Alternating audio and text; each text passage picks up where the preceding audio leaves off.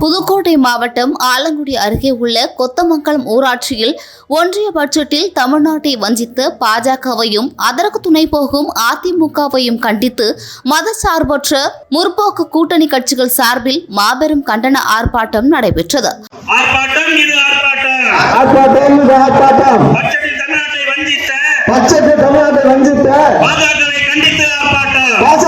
இந்த ஆர்ப்பாட்டத்தில் திமுக, காங்கிரஸ், விடுதலை சிறுத்தைகள், மதிமுக, கம்யூனிஸ்ட் கட்சிகள் உள்ளிட்ட மதசார்பற்ற முற்போக்கு கூட்டணி கட்சிகளை சேர்ந்து ஏராளமானோர் பங்கேற்று கண்டன கோஷங்களை எழுப்பினர். இந்த ஆர்ப்பாட்டத்தில் ஒன்றிய பட்ஜெட்டில் தமிழ்நாட்டை வஞ்சித்த பாஜக அரசை கண்டித்து முழக்கங்கள் எழுப்பப்பட்டன. மேலும் 100 நாள் வேலை திட்டத்தை சிதைக்கின்ற செயலையும் கண்டித்து ஆர்ப்பாட்டத்தில் ஈடுபட்டனர்.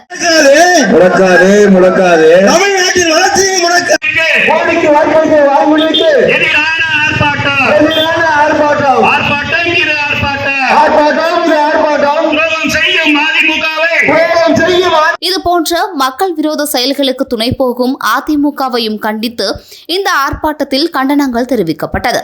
மேலும் கண்டன உரை நிகழ்த்திய புதுக்கோட்டை தெற்கு மாவட்ட துணை செயலாளர் திரு ஞான இளங்கோவன் அவர்கள் நம் தாய்மொழியாக்கிய தமிழை காக்க வேண்டிய அவசியம் பற்றியும் மீண்டும் நம் மாண்புமிகு தமிழ்நாடு முதலமைச்சர் அவர்கள்தான் ஆட்சிக்கு வருவார் என்றும் உறுதிபட தெரிவித்தார்.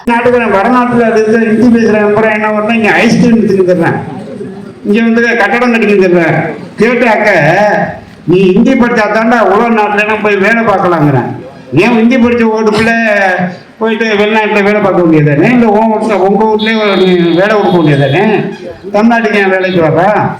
இதில் திமுக தெற்கு மாவட்ட துணை செயலாளர் திரு ஞான இளங்கோவன், திருவரங்குளம் கிழக்கு ஒன்றிய செயலாளர் KS ரவி, கீரமங்கலம் பேரூராட்சி தலைவர் திரு சிவகுமார், புதுக்கோட்டை தெற்கு மாவட்ட காங்கிரஸ் கமிட்டியின் தலைவர் திரு மணிகண்டன் உள்ளிட்ட ஏராளமான முக்கிய நிர்வாகிகள் மற்றும் தொண்டர்கள் என பலரும் கலந்து கொண்டனர்.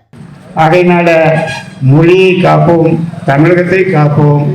நம்முடைய மீண்டும் தலைவர் மு.க. ஸ்டாலின் அவர்களை முதல்வராக்குவோம் என்று சொல்லி வாய்ப்புக்கு நன்றி சொல்லி விடைபெறுகிறேன். நன்றி, வணக்கம்.